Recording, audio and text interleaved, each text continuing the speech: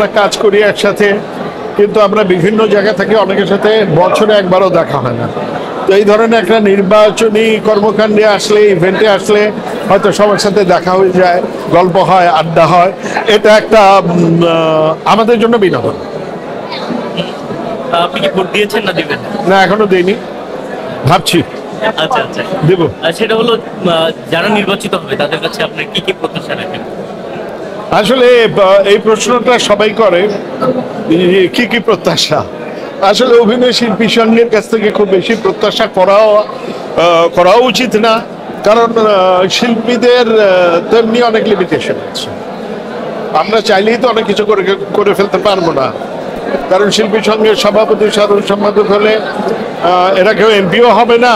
রাষ্ট্রীয়দের, আমাদের শিল্পীদেরই কোনো রাষ্ট্রীয় স্বীকৃতি নেই, তো তাদের থাকবে কি? তারপরেও প্রত্যাশা করব যে যারা নেতৃত্বে আসবে, শিল্পীদের যে দৈনন্দিন বেশ কিছু সমস্যা আছে। আমি একটা কথা সবসময় বলি যে আমরা ডে লেবার, কিন্তু ডে লেবারেরও কিন্তু নির্দিষ্ট একটা ব্যবস্থা আছে।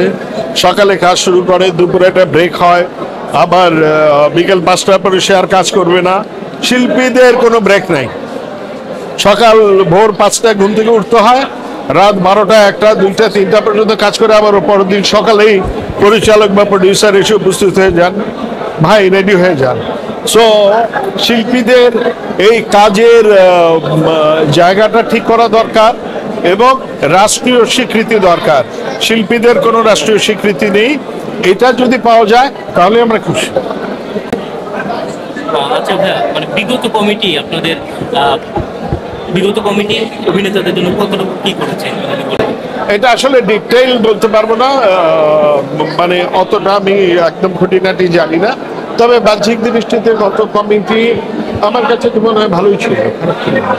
আপনি একজন সিনিয়র অভিনেতা, যারা অভিনয় করছে সবারই অনেকগুলো অভিযোগ আছে, অনেক সমস্যা আছে।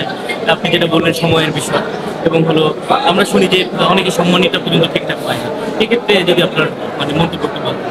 সেটাই তো বললাম যে যদি রাষ্ট্রীয়ভাবে বা সরকারিভাবে একটা নিয়মকানুন তৈরি হয়, যেটা পৃথিবীর অন্যান্য দেশে আছে, যে একটা শিল্পী কয় ঘন্টা কাজ করবে, তার পারিশ্রমিক কত হবে, এবং তার ওই যে আমরা শুনি অনেক সময় যেমন শিল্পী তার পারিশ্রমিক পায় না, বা তার যেমন একটা কথা বলতে পারি, আমার কাছে একটা ডেট নেওয়া হলো, হঠাৎ করে আগের দিন রাত্রে বলা হলো যে ভাই কালকে তো আপনার শুটিংটা করবো না, কিন্তু এই যে আমার একটা দিন নষ্ট হয়ে গেল, এই জন্য আমাকে কেউ কম্পেনসেট করে না।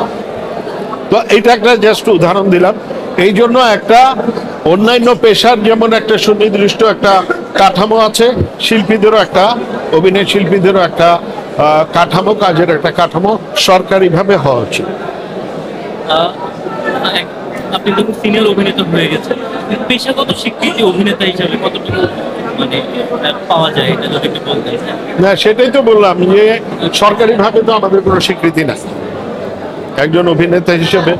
এখন কেউ যদি জিজ্ঞেস করে কোথাও, ও আপনি তো অভিনয় করেন, আর কি কি করেন? মানে অভিনয়টা যে একটা পেশা, এটা কেউ মানতেই চায় না।